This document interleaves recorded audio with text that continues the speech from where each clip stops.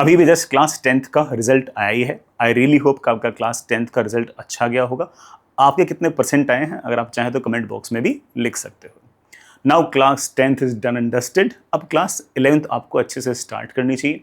आप में से खास तौर से उन बच्चों को जिन बच्चों को कोई कॉम्पिटिटिव एग्जाम फाइट करना है क्लास 12th के साथ, उनको तो क्लास 11th के अंदर और अच्छी मेहनत करनी चाहिए, क्योंकि रेगुलर क्लासेस के मुकाबले ऑफ कोर्स कॉम्पिटिटिव एग्जाम के लिए अगर पढ़ते हैं तो हमें थोड़ा सा ज़्यादा फाइट तो मारनी पड़ेगी। जो बच्चे खास तौर से जेई और नीट की प्रिपरेशन कर रहे हैं, उनको मैं कहूँगा कि क्लास 11th को लाइटली ना लें, उसके अंदर अच्छे से पढ़ाई करें।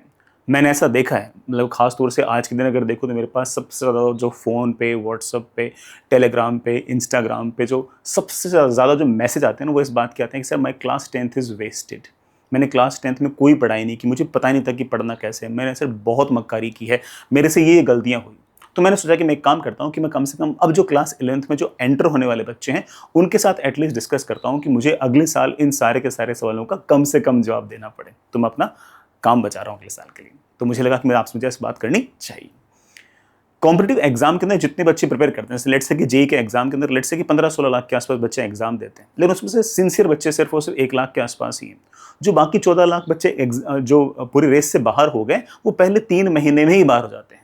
पहले 3 महीने में ऐसी बड़ी बड़ी गलतियां कर देते हैं जिसके कारण वो कभी बाउंस बैक कर ही नहीं पाते। वो गलतियां क्या हैं, किस तरह से अपने आप को हमें पूरा पूरा क्लास 11th फ्लो बनाना चाहिए, उस चीज को अपन डिस्कस करते हैं। सबसे पहली बात, class 11th is not equivalent to class 10th। आप में से काफी सारे बच्चे ऐसे होंगे जो क्लास 10th में सोचते होंगे मैं लास्ट में पढ़ लूंगा, मैं तो फोड़ू हूं, और ऑफ कोर्स उन्होंने क्लास 10th में अच्छा खासा फोड़ा भी है, अच्छे खासे परसेंटेज उनके आए भी हैं। बट बिलीव मी, मैं हाथ जोड़ के बोलता हूँ कि क्लास 11th में ऐसा नहीं होगा, और खास तौर से कॉम्पिटिटिव एग्जाम में तो ऐसा बिल्कुल भी नहीं होगा।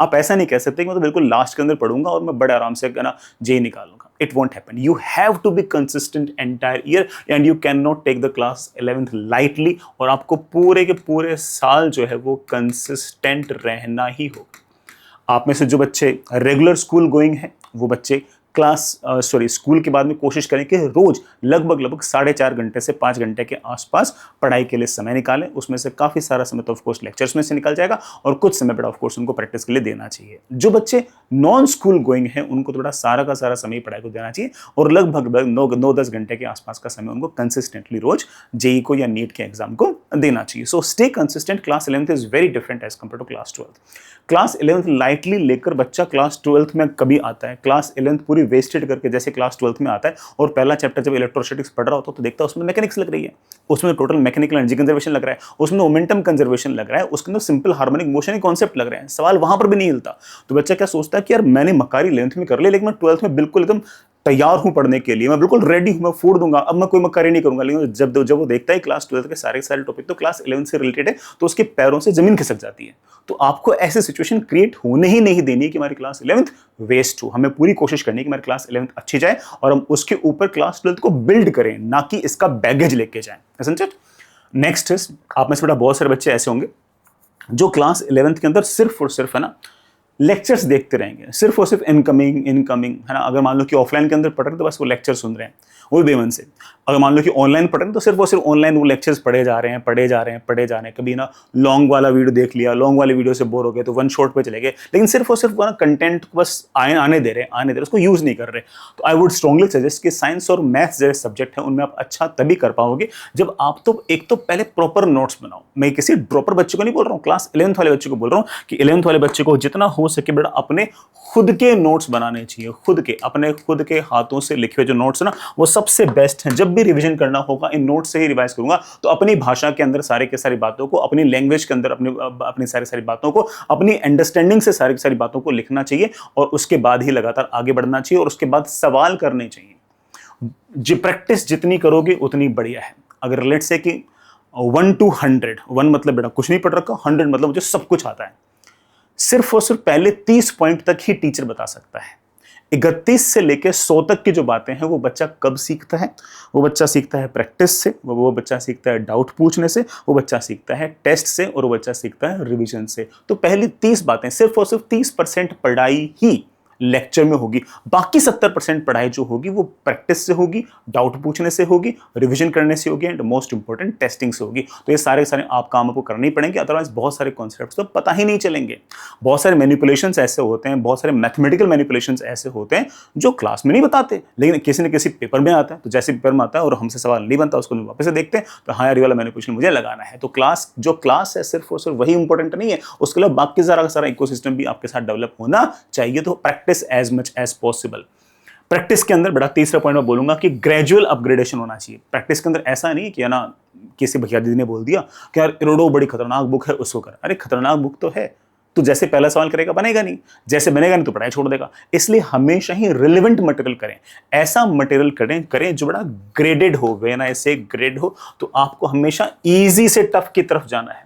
सबसे पहले आसान, फिर टफ, फिर टफ, फिर और टफ, फिर और टफ, फिर सबसे टफ, लगातार धीरे धीरे टफनेस की तरफ जाना है। ऐसा नहीं कि सीधे टफ वाले पे हाथ लगा दिया, नहीं। जैसे सीधे टफ वाले पे हाथ लगाओगे आपसे सवाल नहीं बनेगा, आप बेटा वहीं पढ़ाई छोड़ दोगे। आपको ग्रेजुअली ऊपर जाना है। इसलिए जितने भी बेटा आपके इंस्टीट्यूट्स होंगे उनके बेटा पूरे मॉड्यूल के अंदर एक्सरसाइज 1 होगी और जेईई मेन के प्रीवियस ईयर क्वेश्चंस होंगे। सबसे पहले एक्सरसाइज 1 और जेईई मेन के जो प्रीवियस ईयर क्वेश्चंस है वो निपटाने हैं। जैसे ही वो निपट जाए उसके बाद एक्सरसाइज 2 होगी जो एडवांस के लिए होगी। उसके अंदर मोर देन वन क्वेश्चंस होंगे, मैच द कॉलम होंगे, कॉम्प्रिहेंशन होंगे, उनके साथ टाइम स्पेंड करो। लेकिन सीधा एक्सरसाइज 2 करोगे तो बड़ा हो सकता है कि आप थोड़े से परेशान हो जाओ। तो अगेन ग्रेडेड तरीके से मटेरियल करें।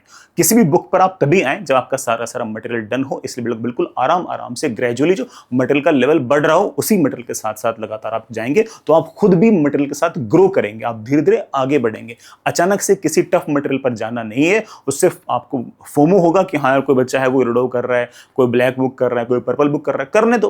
तुम्हारी उससे रेस है ही नहीं, तुम्हारी रेस तो खुद से। तुम तो सिर्फ अपना देखो। और अपना क्या है कि भैया मेरे को तो इजी सवाल से स्टार्ट करना है और इजी से मॉडरेट से टफ, लगातार मुझे धीरे लगातार मुझे ग्रो करना है। मैं ग्रेडेड मटेरियल ही करूंगा, और कुछ नहीं करूंगा। और ग्रेडेड मटेरियल मुझे मेरे टीचर्स और मेरे इंस्टीट्यूट मुझे प्रोवाइड कराएंगे। मुझे कोई दिक्कत होगी तो मैं उनसे बात करूंगा, दैट्स इट। मैं खुद नहीं सोचूंगा मुझे क्या करना है, मुझे मेरे संस्थान वाले और मेरे टीचर बताएंगे, दैट्स इट। नेक्स्ट इज जब भी बेटा पढ़े रिवीजन जरूर करें। और रिवीजन करने के लिए बेटा मैं दो बातें बोल दूं। पहली ये कि क्लास नोट्स जो आपके खुद के जो नोट्स थे उनको जब मौका मिले तब बड़ा उनको रिवाइज करें। बल्कि मैं तो कहूंगा कि दिन के अंदर एक 10-15 मिनट के आसपास की विंडो फिक्स कर लें जिसमें आप किसी भी पुराने चैप्टर को उठाया उसकी क्लास नोट्स आपने रिवाइज कर लिए। दूसरा, जो भी सवाल आपने प्रैक्टिस के वक्त सवाल गलत किया था उसको रेड मार्क कर लें और जब मौका मिले तो उन रेड मार्क्ड क्वेश्चंस को आप एक बार वापस से लगाएं। तो रिवीजन के अंदर क्लास नोट्स पढ़ना एक स्टेप है और क्वेश्चंस करना दूसरा स्टेप है। क्वेश्चन करने में सारे क्वेश्चन नहीं करने, सिर्फ और सिर्फ प्रैक्टिस के टाइम जो सवाल हमने पहली बार में गलत किए थे वो वाले सवाल में रिवाइज करने, दैट्स इट। मान लो कि लेट्स से कि एक्सरसाइज 1 के अंदर 20 सवाल थे, 20 में से कोई 3 सवाल मुझसे गलत हुए, तो रिवीजन में सिर्फ और सिर्फ वही वाले 3 सवाल करने, बाकी इस तरह 17 सवालों को देखने की ऐसी कोई आवश्यकता नहीं है। वो जब आपने क्लास नोट्स पढ़े उससे आपका काम बन जाएगा, कोई दिक्कत नहीं आएगी।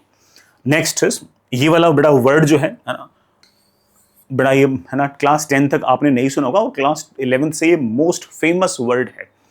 बैकलॉग क्रिएट हो गया, अपने आप ही क्रिएट हो रहे हैं, खुद नहीं क्रिएट कर रहे, अपने आप हो रहे हैं बैकलॉग क्रिएट। बैकलॉग मतलब कि ना क्लास पहुंच गई है 7वें लेक्चर पे, मैं पहुंच गया हूं 3रे चैप्टर के अंदर, मैं क्लास से 4 चैप्टर पीछे हूं। वो तो 4 चैप्टर पीछे हूं, उसके पीछे मेरे ख्याल से 2 बड़े कारण है। एक बड़ा ऑफकोर्स मक्कारी, कि मक्कारी भरी पड़ी है, मैं तो क्लास 10 के अंदर टॉप करके आया हूँ, मैं तो फोड़ू हूँ, मैं तो लास्ट में पढ़ लूंगा, मैं तो यूं निपटा दूंगा, मुझे तो आईआईटी बॉम्बे वाले घर से उठा लेंगे वगैरह वगैरह, तो वो मक्कारी घर कर जाती है। ठीक है, फोन में लगे पड़े हैं, इंस्टाग्राम देख रहे हैं, रीले देख रहे हैं, व्हाट्सएप पे, टेलीग्राम पे टाइम वेस्ट किए जा रहे हैं, ये मक्कारी है। दूसरा और एक बहुत ही शानदार कारण जिसको हो सकता है कि आप में से कुछ बच्चे अभी रिलेट नहीं कर पा रहे, लेकिन ये वाला वीडियो अगर 2-3 महीने बाद देखो तो रिलेट करोगे, और वो है परफेक्शनिस्ट बनने की टेंडेंसी। कि इस वाले चैप्टर के अंदर जब तक मैं 100% नहीं हो जाऊंगा, इस रिलेटिव मोशन के अंदर जब तक मैं आइंस्टाइन नहीं बन जाऊंगा, तब तक मैं न्यूटन्स लॉ स्टार्ट नहीं करूंगा। अरे भाई क्यों नहीं स्टार्ट करेगा? तुझे अपने इंस्टीट्यूट के साथ, अपने टीचर के साथ चलना है। जिस रिलेटिव मोशन के अंदर तू परफेक्शनिस्ट बनना चाह रहा है, हो सकता है कि उस रिलेटिव मोशन का बिल्कुल आसान सवाल जेईई के अंदर पूछ ले, हो सकता है कि उसका सवाल ही ना पूछे, तो परफेक्शनिस्ट क्यों बन रहा है? और रिलेटिव मोशन के अंदर अगर परफेक्शनिस्ट लेट से बनना भी है तो टेक योर टाइम। बहुत सारी बातें ऐसे होती हैं जो बच्चा आगे जाके समझता है कि पीछे वाले चैप्टर में क्या था। साथ चलना is more important than being a perfectionist. 50% syllabus करके उसमें परफेक्शनिस्ट बनो, उसके मुकाबले 100% सिलेबस जो है उसको अगर आपने ठीक ठाक लेवल में अगर कर लिया तो it will fetch you more marks.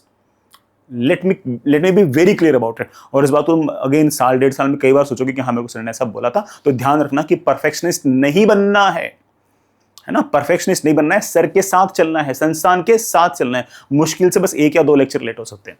इसमें एक तीसरा कारण भी हो सकता है, बट जो मैंने लिखा नहीं है वो है कि बच्चे की तबीयत खराब हो गई। ये बहुत ही जेन्युइन कारण है, बट अगर तबीयत वगैरह खराब हो तो ऐसे केस में सारी पढ़ाई लिखाई छोड़ के पहले तबीयत ठीक करो, अपने स्वास्थ्य पे ध्यान दो और वहां से रिकवर करके फिर वापस से, है ना, बिल्कुल एकदम बढ़िया तरीके से लग के पढ़ाई करो। मैं बेटा एक बात बहुत क्लियर कर लूँ, आप में से बहुत सारे बच्चे ना वो मैं बाद में कर लूंगा वाला जो ट्रैप है ना उसमें फंस जाएंगे कि अरे अभी तो, है ना, कर लूंगा, मैं तो बहुत ही फास्ट लर्नर हूँ, मैं तो अभी निपटा दूंगा, मेरे तो दिमाग बहुत तेज काम करता है, मेरा IQ एप्टीट्यूड तो बहुत ही शानदार है, मैं तो कर लूंगा, मेरा अगर तो ये जो बाद में करने वाला जो ट्रैप है ना, ये बहुत ही विशेष सर्कल है, इसमें फंस जाओगे, निपट जाओगे। तो बी कंसिस्टेंट, साथ साथ चलें, कंपल्सरी है। जैसे बैकलॉग आएगा, बैकलॉग के बाद में उसको फॉलो करेगा बेटा स्ट्रेस। बाकी सारे बच्चे आगे निकल गए, मैं पीछे रह गया, और इस स्ट्रेस के कारण बर्नआउट फील होगा, और उसके बाद पढ़ने की अगर कोशिश भी करोगे ना तो इतना बर्नआउट फील होगा कि हम पढ़ भी नहीं पाएंगे। अभी आपको ऐसा लग रहा होगा कि सर ना हमें डरा रहे हैं, मैं डरा नहीं रहा हूं, मैं सिर्फ और सिर्फ प्लेन मिरर दिखा रहा हूं। मैंने ऐसे प्लेन मिरर मतलब जैसी एक्चुअल आपकी फिगर है बिल्कुल वैसी की वैसी इमेज है ना, कोई एग्जेजरेशन नहीं है, कोई डिमिनिश्ड नहीं, बिल्कुल जैसा है वैसा का वैसा बता रहा हूं। ठीक है, तो ध्यान रखना इस बात का। नेक्स्ट इज बेटा रॉन्ग सोर्सेज, है ना, हर कहीं से पढ़ना स्टार्ट कर देना, है ना। यूट्यूब होपिंग, आज, है ना, ऑफलाइन क्लास के अंदर पढ़ रहे हैं, अपने टीचर को विश्वास ही नहीं है, इस यूट्यूब पे चले गए, फिर उस यूट्यूब से इस यूट्यूब पे चैनल पे चले गए, फिर इस यूट्यूब चैनल से उस यूट्यूब पे चले गए, फिर लगातार कंपेयर कर रहे हैं कि ये वाले टीचर ने ये वाला सवाल नहीं कराया, इस वाले टीचर ने ये वाला जोक मार दिया, इस वाले टीचर ने ये कर दिया।